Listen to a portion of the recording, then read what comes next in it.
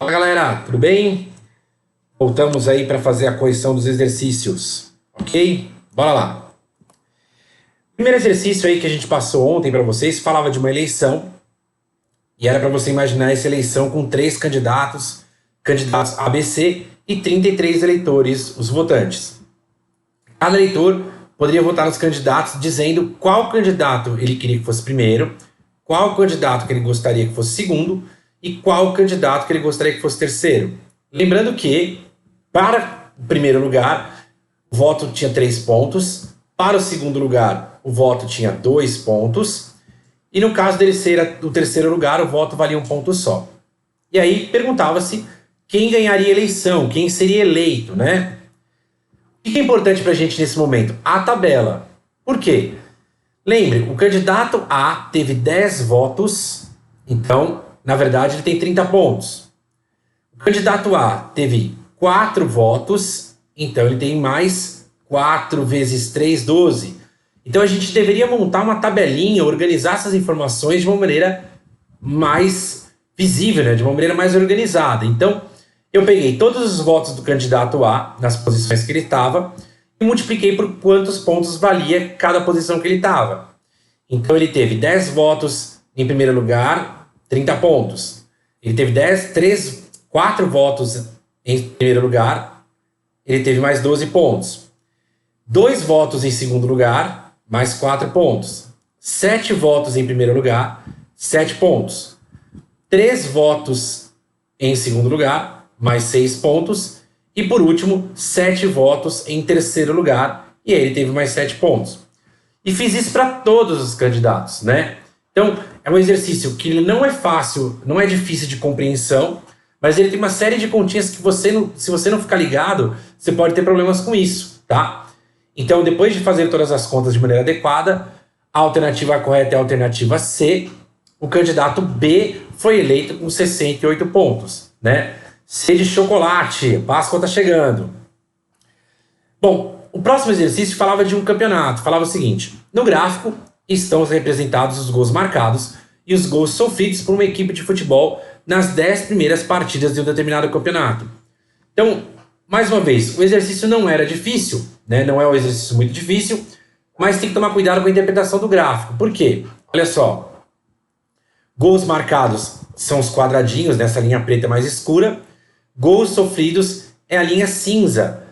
E a gente vai definir quem ganha e quem perde os jogos pela quantidade de gols. Então, por exemplo, no dia 28 de janeiro, o placar foi 2 gols a favor, nenhum contra. Então é uma vitória. No dia 4 de fevereiro, foram 4 gols contra e 1 gol a favor, né? Um gol marcado. Então foi uma derrota por 4-1.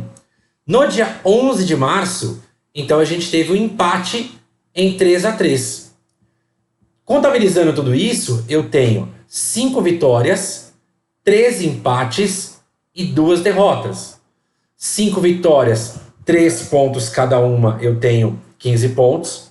3 empates de 1 ponto cada um, eu tenho 3 pontos. E 2 derrotas não valendo nenhum ponto.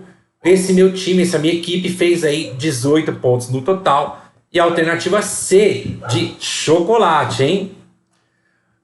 Tranquilo até aí? Exercícios não muito difíceis, mas já tinha um pouquinho de interpretação de gráfico, interpretação de texto, conforme as provinhas que a gente vai enfrentar por aí. A questão 3 falava de acidentes de trânsito e dizia o seguinte, olha: a ingestão de uma lata de cerveja provoca uma concentração de 0,3 gramas por litro de álcool no sangue, tá? E aí ele traz uma tabela para explicar pra gente, conforme a concentração de sangue, de álcool que você tem no sangue, qual é o tipo de efeito que o seu corpo sofre. Então, por exemplo, se você toma uma latinha de cerveja, ou seja, 0,3 gramas por litro, você pode ter nenhuma influência aparente e pequenas alterações clínicas. Você pode ter euforia suave, sociabilidade acentuada e queda de atenção, né? E aí vem a pergunta do exercício. Uma pessoa que tenha tomado 3 latas de cerveja. Uma pessoa que tomou 3 latas de cerveja, ela tem 0,9 gramas por litro de álcool no sangue, certo? Então ela está nesta categoria aqui, ó. 0,9 de concentração do sangue. Ah, mas ela podia estar nessa? Podia estar nessa também, né? Então a gente vai ter que analisar as alternativas para ver qual que mais se encaixa. Vamos lá. Alternativa A, queda de atenção. Queda de atenção, ok, né? Queda da sensibilidade, queda de atenção. Olha aqui, ó. Queda de sensibilidade, ok. E perda de reações motoras, ou queda das reações motoras. Beleza, alternativa A já responde a nossa questão aí, tá? Para quem tá com dúvida, dá uma olhadinha nas outras alternativas e vê que os efeitos não se encaixam com aquela quantidade de álcool no sangue, beleza? Próxima perguntinha aí, ó. Perguntinha de quarentena, hein? Joana frequenta uma academia de ginástica, não estamos podendo ir, mas dá para fazer exercício em casa, onde faz exercício de musculação. O programa de Joana requer que ela faça 3 séries de 6 aparelhos diferentes, gastando 30 segundos em cada série. No aquecimento, ela caminha durante 10 minutos na esteira, descansa durante 60 segundos para começar o primeiro exercício no primeiro aparelho. Entre uma série e outra, assim como mudar de aparelho, Joana descansa 60 segundos, ok? Suponha que em determinado dia Joana tenha iniciado seus exercícios às 10h30 da manhã e finalizado às 11h07. Então ela tem aí 37 minutos que ela ficou fazendo os exercícios dela, ok? Vamos lá. Então o que aconteceu com esse dia de Joana? Ela fez 10 minutos de caminhada e aí parou 1 minuto para descansar. Ela fez 18 séries de exercícios. Como assim 18 séries? Ora, 3 séries em 6 aparelhos. 3 vezes 6, 18. E cada série dura 30 segundos. Então, 18 séries de 30 segundos cada uma, ou 18 séries de meio minuto cada uma, totalizando 9 minutos. Se ela fez 18 séries, ela descansou 17 minutos, porque a cada série ela tem um intervalo de 1 minutinho, beleza? Somando tudo que Joana fez, ela gastou 37 minutos. Ou seja, uma das alternativas aqui dá pra gente ver, conferir o que aconteceu com a vida da Joana. Alternativa A, Joana não poderia fazer sequer metade do exercício? Falsa, Joana conseguiu fazer tudo. B, Joana poderia ter feito todos os exercícios e cumprido rigorosamente os períodos de descanso especificados em seu programa? Essa é a alternativa correta, a alternativa B de bolacha. Tá? Então já era um exercício aí um pouquinho mais elaborado, tinha que tomar cuidado com a interpretação dele, mas deu tudo certo. Próximo exercício. A disparidade de volume entre os planetas é tão grande que seria possível colocá-los uns dentro dos outros. O planeta Mercúrio é o menor de todos, Marte é o segundo maior. Dentro dele cabem 3 Mercúrios. Terra é o único com vida. Dentro dela cabem 7 Martes. Netuno é o quarto maior. Dentro dele cabem 58 terras.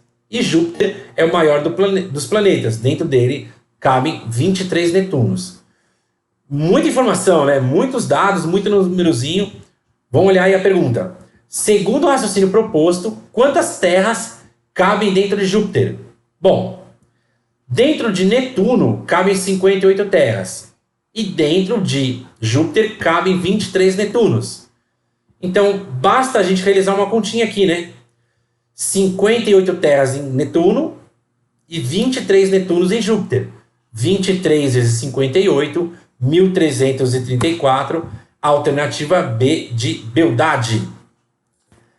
Valeu, galerinha. Obrigado, bons estudos e até a próxima.